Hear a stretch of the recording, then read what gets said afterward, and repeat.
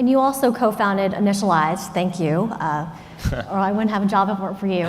And we subsequently invested in TripleByte. But you left Initialized to start TripleByte, which isn't a decision that a lot of people would make. Can you talk about what motivated you to go back to the startup world? Yeah, it is. It's pretty uncommon to go from investing back into starting a company.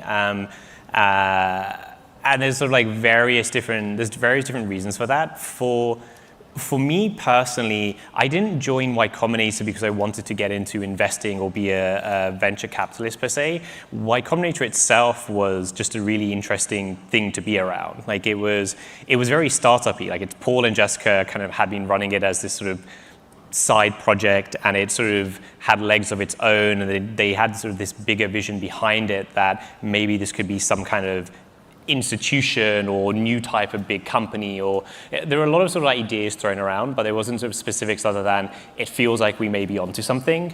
And so I thought it would be really exciting, one, to kind of work on something that seemed just interesting to me, with two really smart people who I may not get to work with again. And so I kind of went into YC with more of an open mind around, this seems like an interesting thing to do for a while.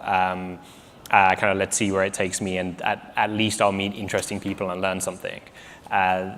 It was 4 years later, for me, I realized that it'd been a really interesting ride. Y Combinator had gone from funding tens of companies per year to hundreds, and there was just like a lot of novel stuff that we figured out, and how do you actually sort of accelerate startups, and how do you do that at scale, which was really exciting. But I kind of missed the feeling of building something off the ground. Like I missed having a product that you knew if your metrics were going up or down on a monthly basis versus waiting for 7 to 10 years, like you kind of have to with investing in startups. I'm also honestly a fairly competitive person, so I had, during the time at YC, a lot of my friends had started companies and they'd gone on to like tremendous success. So like one of my co-founders, my second co-founder on my first startup, which we sold, is Patrick Collison, who's now CEO of Stripe. And I think just having people like that in your orbit and seeing